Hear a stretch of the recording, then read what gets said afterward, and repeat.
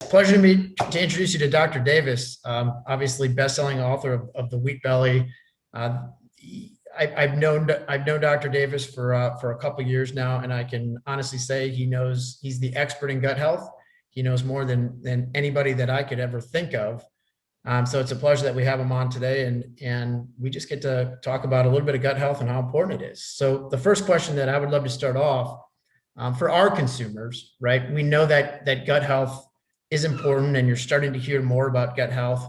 But in your opinion, what is really the most important thing that consumers need to know about gut health in general?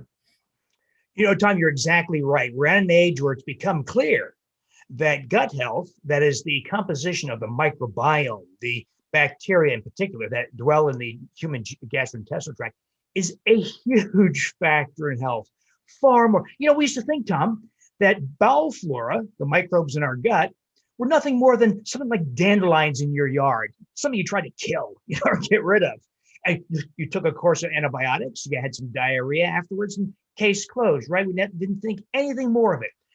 The opposite is proving to be true. The composition of microbes in your GI tract are absolutely critical to just about every aspect of health, from mental health, emotional health, to weight, to blood sugar, to blood pressure, to, of course, intestinal health, joint health. Virtually every facet of health is somehow influenced, if not outright caused, by the composition of microbes. So it's a big, big, big thing to talk about. Yeah, I think you're spot on. What if I've got bad gut health? What are some of the symptoms that I'm going to be experiencing? And what is bad gut health and what is good gut health? It could be something as common as gas, excessive gas, bloating, irritable bowel syndrome. It could be something more serious like ulcerative colitis or Crohn's disease. It could be intermittent diarrhea, but it could be something that you would never think has any relationship to the bowel flora in your GI tract. It could be migraine headaches. It could be Hashimoto's thyroiditis or other forms of thyroid disease like seborrhea or acne or rosacea or psoriasis. It could be metabolic disorders like high blood sugar, high blood pressure. In other words, it's not one thing, it's the entire, there's a very interesting observation. That is, when you look for disruptions of bowel flora, you can actually find these things, you can measure them by such things as looking at stool, seeing the microbes in stool. Even people who are labeled normal, that is, who don't have any bloating, diarrhea, IBS, ulcerative colitis, etc., as much as 30% have substantial disruptions of their bowel flora. In other words, normal is no longer normal. And Tom, it's because of all the things that we, as a society, as modern people, are exposed to. Antibiotics in your past, perhaps, herbicides and pesticides in food, prescription drugs, even common prescription drugs like anti-inflammatory drugs like ibuprofen and naproxen, statin cholesterol drugs,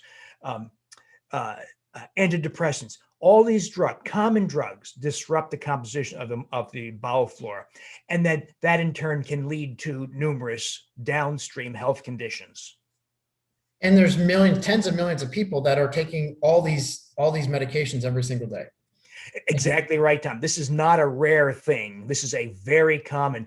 In fact, I would say virtually 100% of Americans have substantially disrupted bowel flora. About a third have serious disruptions of bowel flora that are going to lead long-term, if unaddressed, to such conditions as diverticular disease, colon cancer, being overweight, type 2 diabetes, irritable bowel syndrome, and all those other health conditions that seem like they have nothing to do with bowel flora. There's a very, very important discovery made in 2007 by a French group, and that is, so we think of bowel flora, the microbes that live in our GI tract. We think of them as being in the colon, the large bowel, but it's become clear that's no longer true in modern people.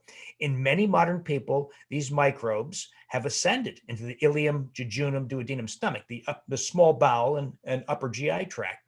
Now, think about this. We have 30 feet, therefore, proliferated microbes, unhealthy species like E. coli, say. Now, these microbes don't live for 70 years like we do. They live for hours to days.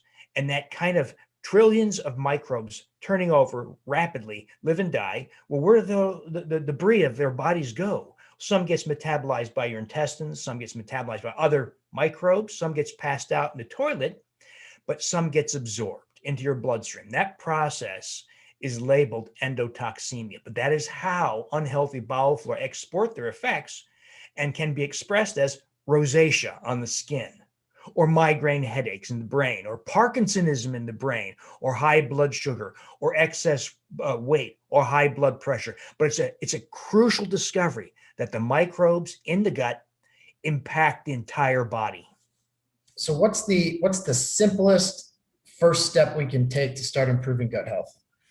So people think that probiotics are the solution to everything in the bowel flora. They are not.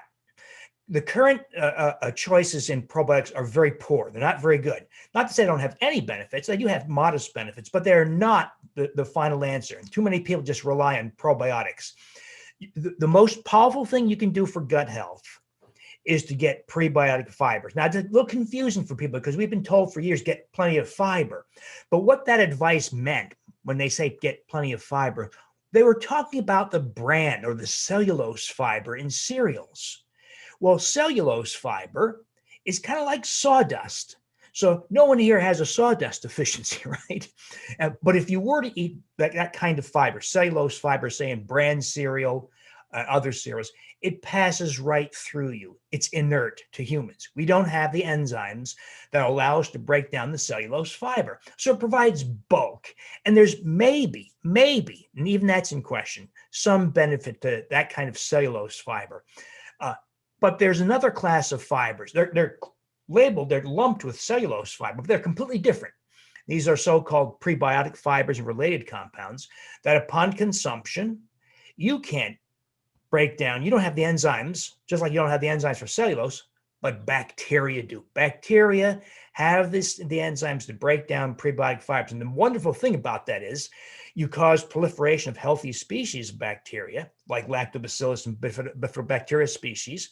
But you also, those bacteria process those fibers, those so-called prebiotic fibers, into metabolites that are hugely beneficial for us, like butyrate, that has effects like reducing blood pressure, reducing blood sugar, giving you deeper sleep, extending the deep restorative phases of sleep, reducing inflammation, reducing insulin resistance, improving bowel health, acceleration of intestinal healing. In other words, even though you're just feeding the microbes, this prebiotic fibers, they convert them to metabolites that are hugely beneficial.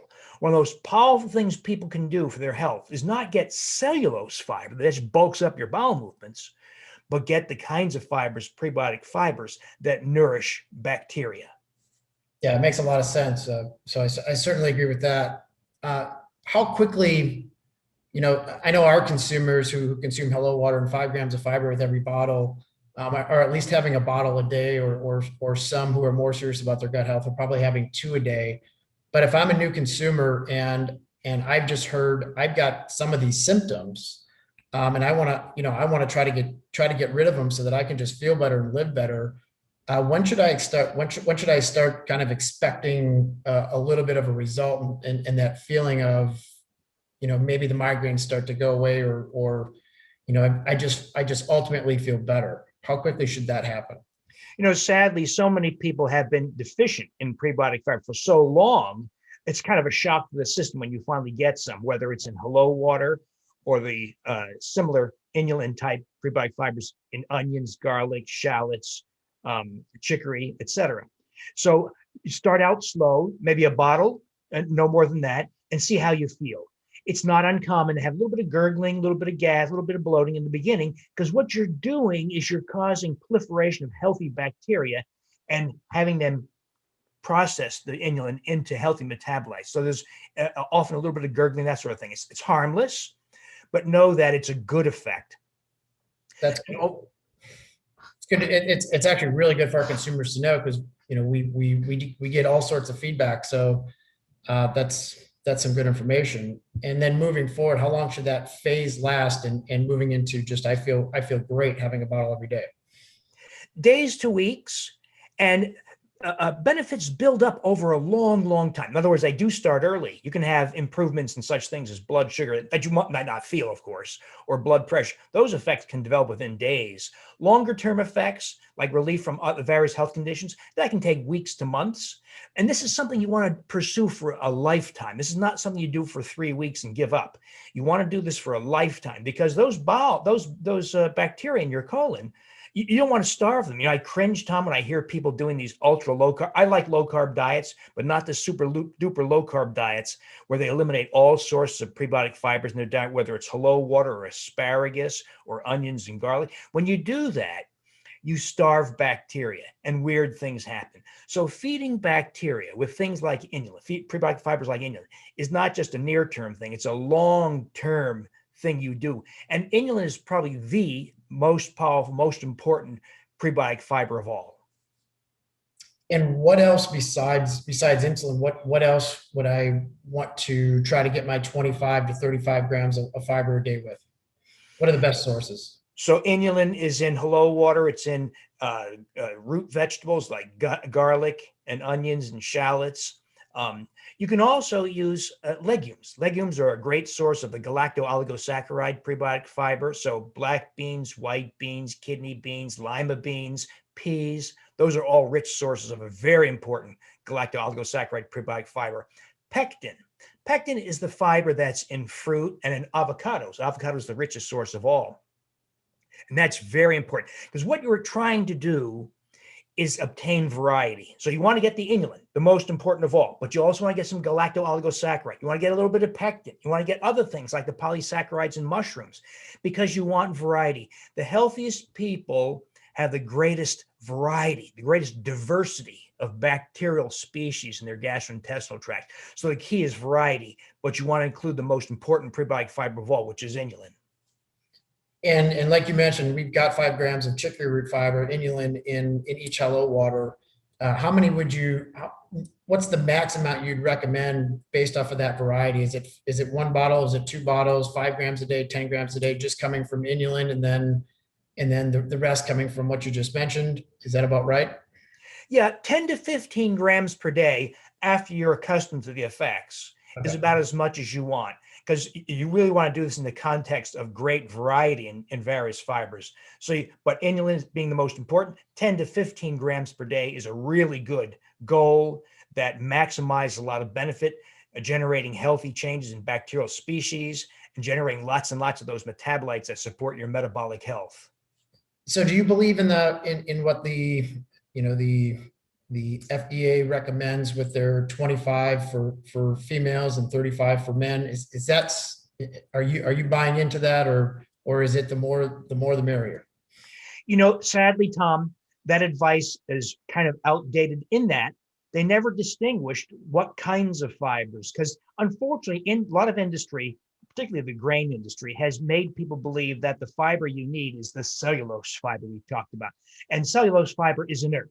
There may be very modest, in fact, it's even questionable whether there's any benefit at all to cellulose fibers. And it certainly should not be coming from wheat and grains. It should be coming from things like beans or green beans or fruits and vegetables. They are full of cellulose fiber also. What that advice about fiber neglects to tell us, though, is that the majority of that fiber should be the prebiotic fiber. That is, the fibers that don't directly benefit us, but feed bacteria and thereby provide huge benefits indirectly by the way of the metabolites the bacteria produce. So unfortunately, that distinction is not made in official guidelines. But I would say maximum benefit begins at around 20 grams intake per day of prebiotic fibers. If we were to track the behavior of primitive people, that is, people who still live off the land, hunt, gather, dig in the dirt for roots and tubers, those people often obtain over 100 grams per day of prebiotic fibers. Now, no one's ever shown that we need to do that also, that there's a greater benefit.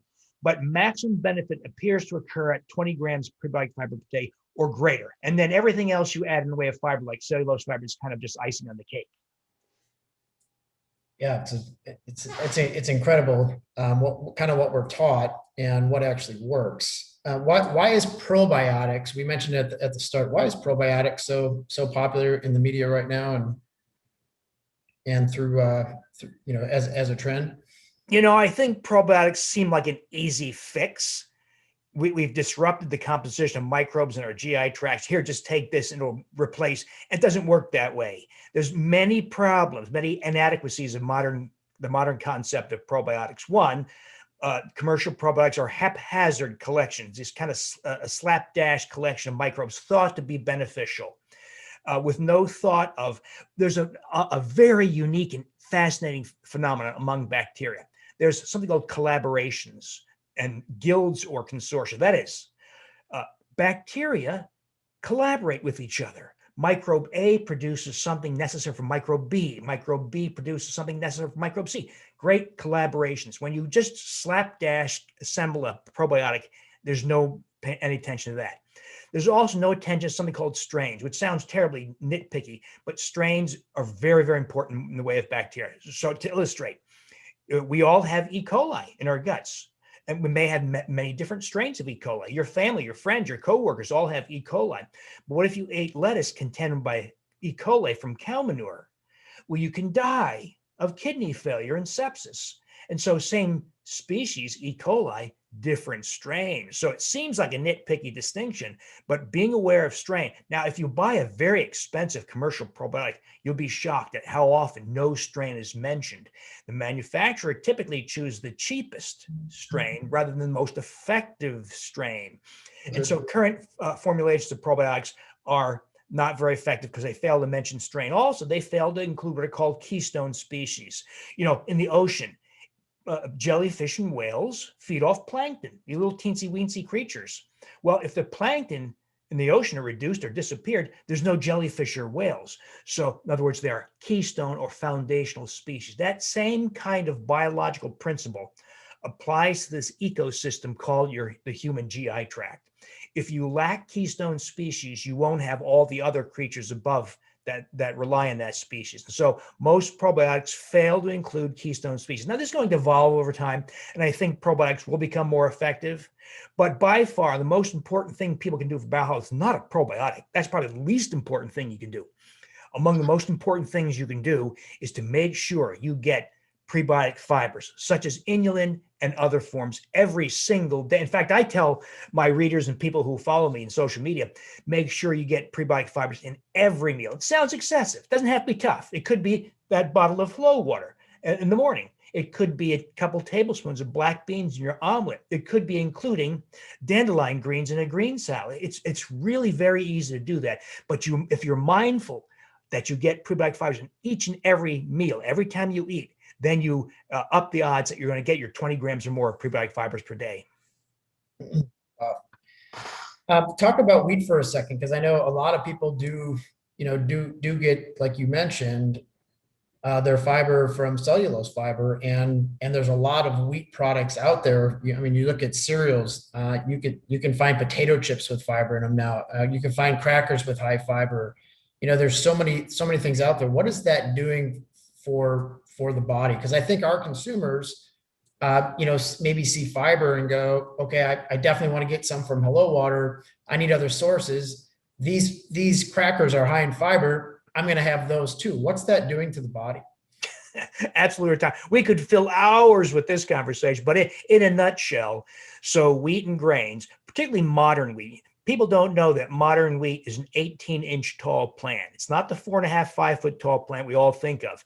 It's a short, stocky, large seed head plant created essentially in a laboratory for high yield, not to screw with us, but for high yield per acre. But that means numerous characteristics of this plant have been changed. One thing that's important to know is there's a protein called gliadin.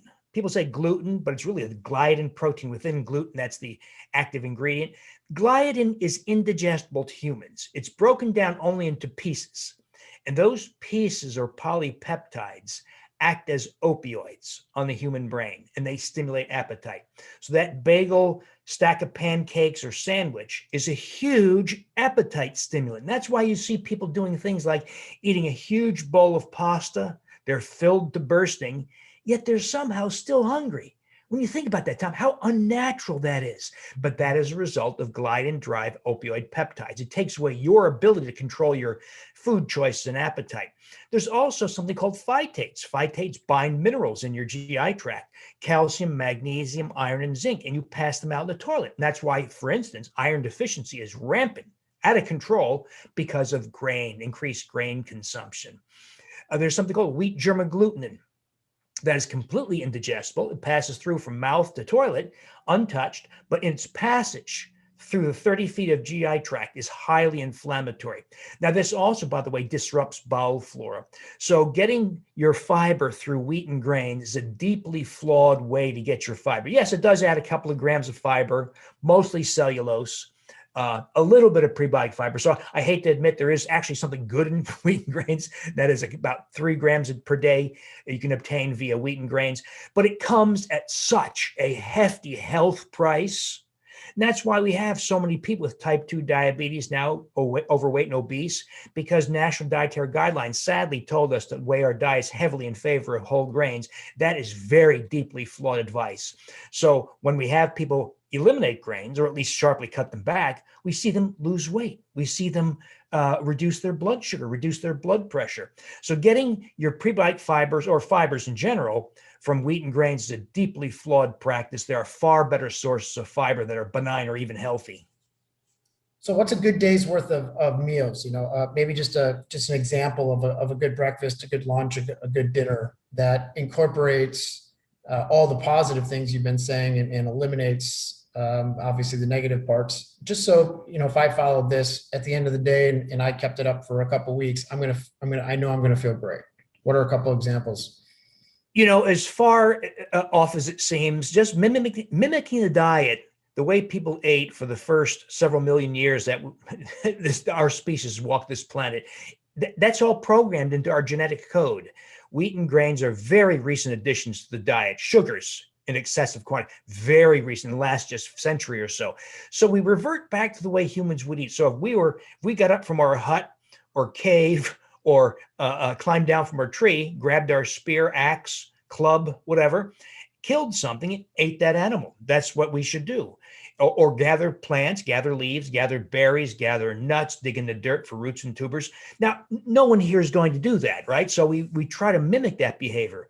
So we eat meats, we don't limit the fats, we eat vegetables, some fruit, we eat roots and tubers. Those are sources of, now, no one here wants to go digging in the dirt in the forest or jungle nowadays. So we have to find modern sources. So some other sources of inulin, for instance, are green unripe bananas, rich in inulin. They must be unripe, unfortunately. If it's yellow and ripe, it's almost all sugar with no fiber.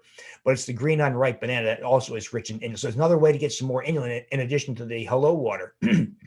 But it's reverting back to unprocessed foods. 3 eggs with some sausage, with hellowater, a cup of coffee with maybe a little more prebiotic fiber thrown in, an omelet with 2 tablespoons of garbanzo beans in it, maybe hummus, dip some jicama in hummus, sliced raw white potato, finely cubed or sliced, throw that in your salad with some dandelion greens, avocado, sliced avocado. In other words, back to whole foods. If you just reject this idea of all the processed foods were sold, and reverting back to whole foods, supplementing with convenient sources of inulin like hellowater, you're on track to enjoy magnificent control over health, weight, and being free of numerous health conditions. It sounds like if you like Mexican food, you're good. You're on your way. You've got your meat, you've got your avocado, you've got your beans and legumes. That seems like a pretty decent way to eat. And I could probably eat that every day. It is just one tripping point. That's corn. So the cornmeal, etc. We know that people who now live in Mexico, Central America, etc., corn, or actually maize and teosinte, wild then cultivated, was added about 4,000 to 8,000 years ago, depending where in the world you're talking about. And when humans did that, there was a major deterioration of human health, as there was with consumption of wheat in the Middle East, millet in sub-Saharan Africa. So you're exactly right. The Mexican foods, Hispanic foods, rich in legumes, wonderful, but you guys got to watch out for that corn. Yep. I get it. One of the things that we're really passionate about here at Hello Water is to try to reduce or eliminate sugar in people's diets. We understand the consequences, and I don't think consumers really know just kind of the negative consequences of consuming sugar at just about every meal, just about every day. So if you could go into what sugar does for gut health, I think that would be some great content for our consumers. Tom, we've wasted 40 or 50 years worrying about things like fat, and saturated fat, and red meats. When if there's a problem in diet, it's sugar and grains. Those are huge problems because both raise blood sugar, cause insulin resistance, lead to type 2 diabetes, and lead over time to conditions you wouldn't think have anything to do with blood sugar or sugar consumption, like Alzheimer's, dementia, cancer. These are all fed by sugar. If I feed somebody a sugary diet, let's say a few cans of sugary soft drink or candy or some other sugar source just for 3 days, you can get irritable bowel syndrome, bloating, diarrhea, discomfort, unexpected urgent bowel movements, very inconvenient. You can develop IBS within 3 days of consuming excess sugar. So you go on that all expense paid vacation for a week, right? Unlimited trips to the buffet and unlimited drinks. And within 3 days of your case, you can actually develop irritable bowel syndrome. But it's worse than that. Irritable bowel syndrome is more of an inconvenience and a discomfort. It doesn't actually impair your health and cripple you, but it can over time. Consumption of sugar can be a crippling process. It leads to type 2 diabetes alone. We're talking about tens of millions of Americans with type 2 diabetes, and an even larger number, at least twice as much, with pre-diabetes. People think of pre-diabetes, for instance, as a benign condition. It is not a benign condition. There's at least a 300% increase in cardiovascular death.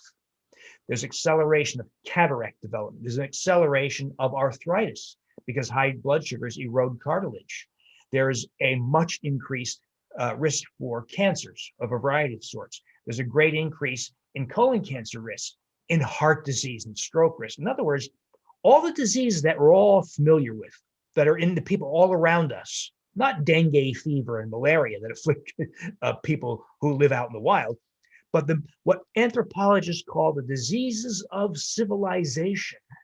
These are diseases largely of grains and sugar consumption. Well, if you know that and you start to craft a lifestyle, a diet, absent all those sugars and grain products, you are on track to have magnificent control over health. Then phase 2, build up your microbiome. And a major component, major effort is not a probiotic, but the prebiotic fibers that nourish bacteria and thereby provide all those wonderful metabolites that have effects like reduced blood sugar, reduced insulin resistance, and weight loss. Wow. I'm just real quick, trying to think where to go from there. It's just fascinating to me, that people don't understand sugar and these diseases that you just mentioned. Were they around 100 years ago before we really got into the consumption of sugar? There's been type 2 diabetes for thousands of years. Ancient Egyptian doctors described it. It's described in old Greek and Roman texts. Was present in the 19th century. But what was not present was the explosive epidemic of type 2 diabetes. So back in those times, it was a curiosity. It was unusual. It was a disease of the wealthy, the ones who overate all sweets. Peasants and common people didn't have access to loads and loads of sweets, but the royalty, the wealthy did. And so type 2 diabetes and obesity was uncommon, but almost completely the disease of the wealthy and the people who had access to those kinds of things. Well, now it's been democratized. So everybody can be a type 2 diabetic. Everybody can be obese. And sadly, Tom, that is exactly what's happening. The availability of cheap sugar has compounded with consumption of wheat and grains, has created sadly a world of obesity. The fattest population that has ever walked the planet is in the US. That's a man-made creation. It's not because there's some horrible pandemic, a virus that caused this. It's not some genetic change in the genetic code. It's what we're doing in our lifestyles. Well, if that's true, if we created this epidemic of type 2 diabetes, obesity, autoimmune diseases, neurodegenerative diseases, all these things are rapidly on the rise. Well, if we understand that's largely the things we're doing in diet causing it, but specifically sugar and grains, well, there you have a solution. Don't consume sugar, don't consume grains, or at least minimize them to the absolute rock bottom minimum. And then go a step further. Nourish the microbes. People, as we said earlier, the microbes in your GI tract are not this idle curiosity that gets disrupted with antibiotics. No, no, no. They are extraordinary influences over your health. From the thoughts you have, to the dreams you have while you sleep, to how well you sleep, to your mood, whether you're happy or upset or angry, to your skin quality, the thickness and smoothness and the sebum production in your skin, to the laxity or the lubrication of your joints, to the health of your coronary arteries. In other words, we're talking about a world of microbes, trillions of them, that have a major influence. And unfortunately, most of us don't give a second thought to our microbiome. In fact, we may even take an antibiotic, never give a second thought to the fact that we just dropped a bomb in the midst of our very important microbes. So part of the solution to backpedal out of that awful mess we've created as a society is to ensure that you feed the microbes what they want. So one of the things that I've been noticing is teenagers and acne, and I feel like it's much worse or much more intense than it was when I was growing up. Can we contribute or at least relate some of that to the excess sugar that so many people are consuming these days? Absolutely. If there's not many living remaining hunter-gatherers in the world, but if we did visit the few little pockets of those persistent people, or we rely on the accounts of what those people were like from a century ago, we find that they don't have acne. The teenagers have zero acne. Well, why would that be? Well, what are they eating? They're eating the spoils of their kills, right? From hunting or fishing or gathering shellfish, the berries they gather, nuts they gather, the roots and tubers they dig out from the earth. But they consume no wheat, grains, nor sugars, or there may be occasional consumption of sugar, seasonal consumption when a specific fruit becomes available, or they find the occasional honeybee hive. But sugar is a rarity. It's an uncommon thing. Today, sugar is a continual.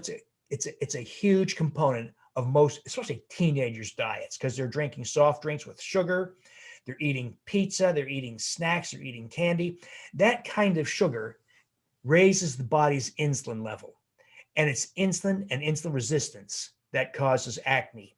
And so recognition of that, I see kids taking these horrible toxic drugs for this skin condition that was caused by the sugary soft drink or the candy or the snacks they've been eating. So eating real food, unwrapped, uncellophane wrapped, avocado, tomato, pork, salmon, get prebiotic fibers. And that is a far more healthy way to deal with acne than taking toxic prescription drugs. And in America, we're an immediate gratification society. So if I'm a teenager and I just do everything that you said, how quickly can I expect my acne to improve? Typically within a week, you'll start to see change. It's pretty quick. It's not overnight. Unwinding these metabolic distortions can take time. It also depends on how much weight you have to lose, because excess weight, particularly weight around the waist, love handles, reflects visceral fat, which is very inflammatory and adds to insulin resistance. So if you got a lot of weight to lose, it'll be a little slower than someone who's slender. If you're slender, don't have a lot of weight around the waist, then it can be very quick.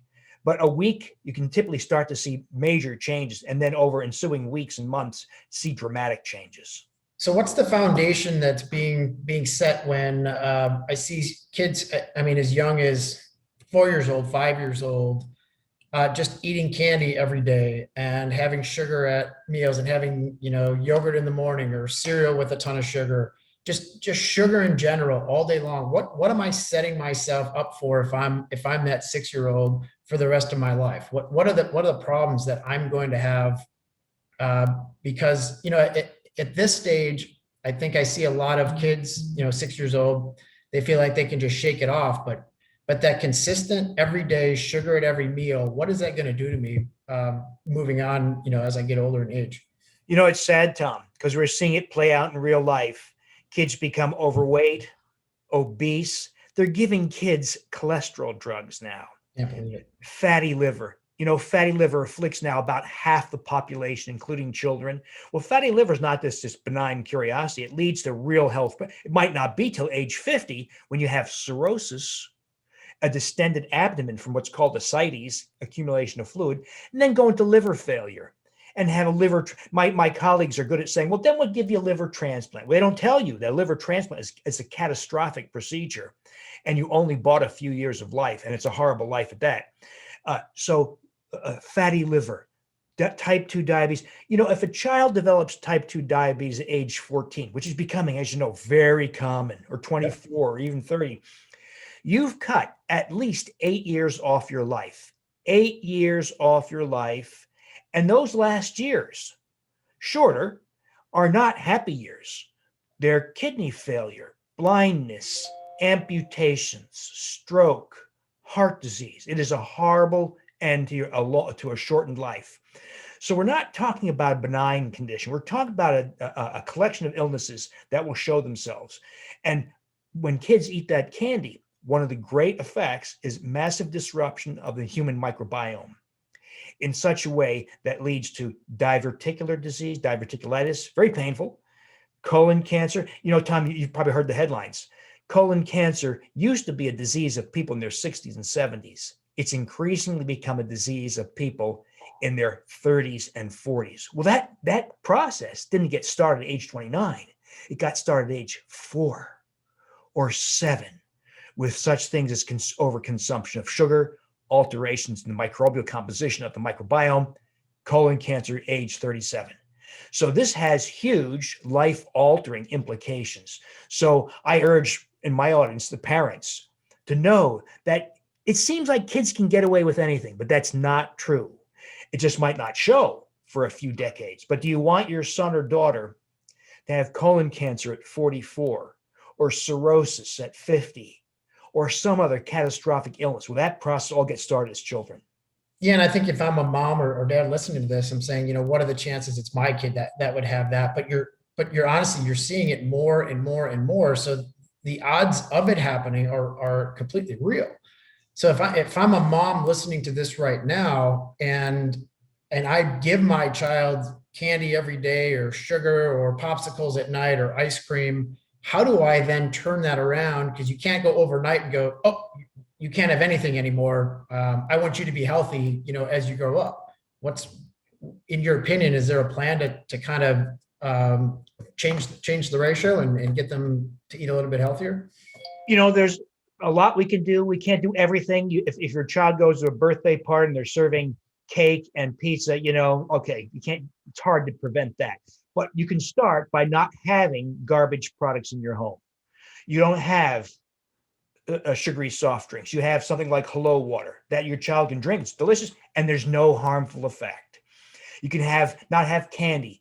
You can make foods. Now, here's where it gets a little bit complicated. So one of the things I do is I show people how to make, for instance, pizza or cheesecake or blueberry muffins or chocolate chip cookies or peanut butter cookies with no sugar and no flour.